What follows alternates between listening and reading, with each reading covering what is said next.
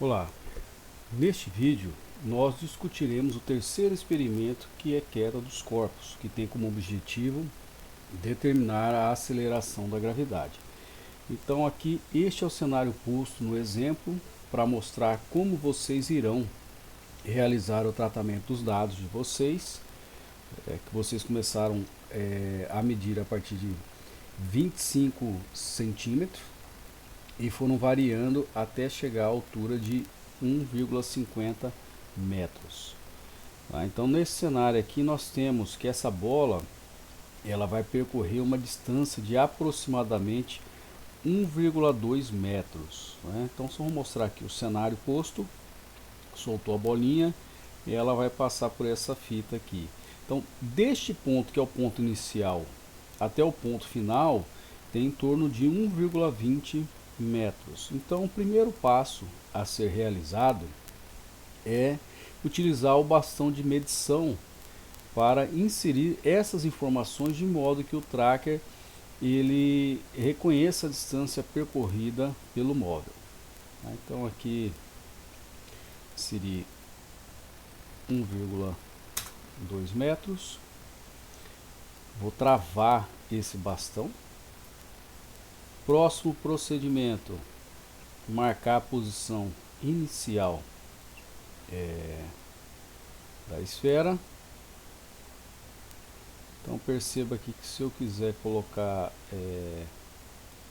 o zero em Y na posição inicial, basta alterar a informação aqui nesse item. Tá? Então eu vou zerar aqui, para nós não importa muito, não importa a posição em X, porque o movimento é em Y. Novamente eu vou travar o eixo, o sistema de coordenadas cartesianas. Então aqui nós temos o nosso eixo X, o eixo Y. Então perceba, como esse objeto ele vai ser solto de uma altura de aproximadamente 1,2 metros, então, à medida que ele vai caindo, nós teremos um gráfico com concavidade para baixo. Então, para mais detalhes, vamos fazer uma análise aqui desse movimento. Então, seleciono a opção Track, Novo, Ponto de massa, Massa A, Marcar como padrão. Então, nós vamos começar a coletar os dados do nosso experimento. Então, eu vou tentar pegar aqui o mais próximo possível do zero, os dados. Deixa eu voltar aqui.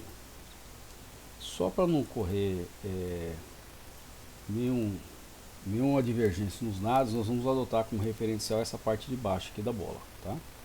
Então, começar aqui a análise dos dados. O intuito é pegar sempre o mesmo ponto de referência para que nossos dados tenham consistência. Então, a parte mais escura, à medida com que essa bola de tênis ela vai caindo, nós vamos vendo, formando na tela um gráfico no formato parabólico, que é característico do movimento retilíneo uniformemente variado. Então, ele nos deu essa informação no eixo X, conforme eu disse, não há movimento em X, então esse gráfico não diz nada a respeito do nosso experimento. Agora, o Y, esse sim diz a respeito do nosso experimento, como é que o nosso móvel está andando em relação ao tempo, seu deslocamento ali em relação ao tempo. Então aqui nós temos a posição no tempo inicial, ele estava nessa posição de menos 2,70 vezes 10 elevado a menos 2, que é a origem do movimento. Vou voltar aqui, aperta a tecla Ctrl, Ctrl não, Shift, vamos ver aqui, aperta a tecla Shift e dá o play na imagem. Então a gente vai observando o movimento de queda dessa bola. Então ela saiu desse ponto que é um pouquinho abaixo da origem do movimento e ela vai percorrer uma determinada distância ali. Tá? Agora Shift e Ctrl ao mesmo tempo você consegue ver o rastro deixado pela esfera.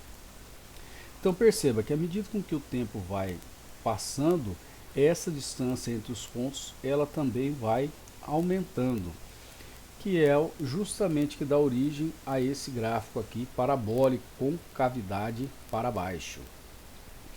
Então em 0,433 segundos ele está nessa posição aqui de menos 33,7 ou menos 1,34 centímetros aproximadamente, tá?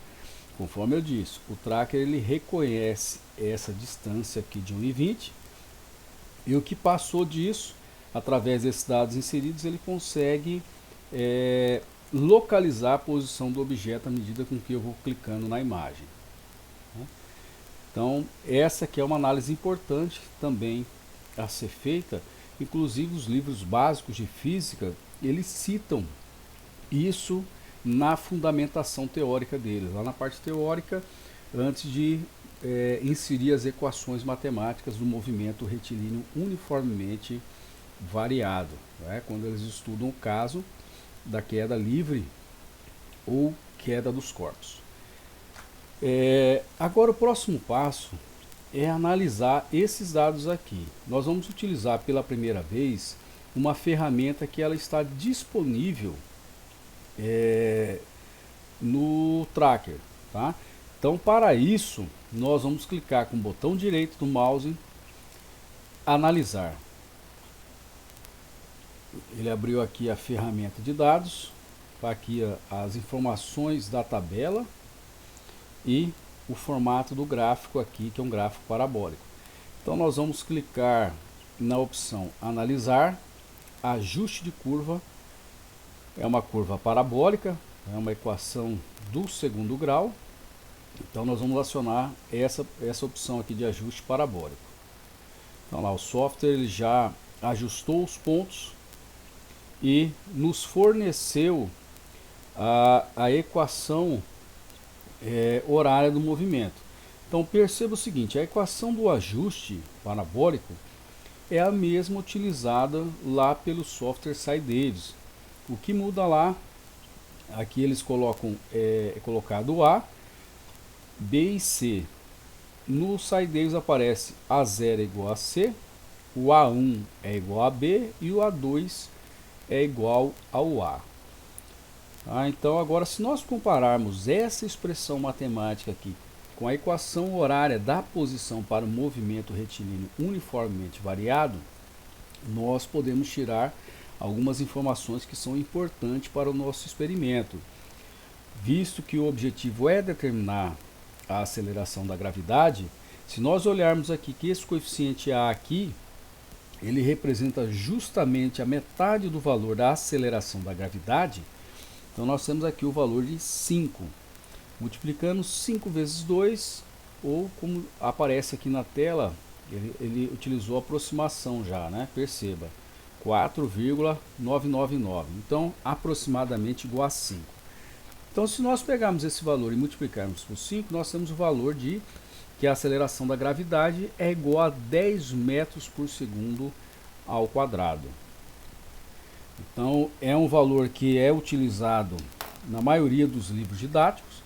E se nós compararmos com o valor da aceleração da gravidade prevista para o município de Cuiabá, que é de 9,78 metros por segundo ao quadrado, veremos que o desvio do nosso experimento é bem pequeno, e o que mostra que os nossos resultados eles têm coerência com o que é previsto pela teoria.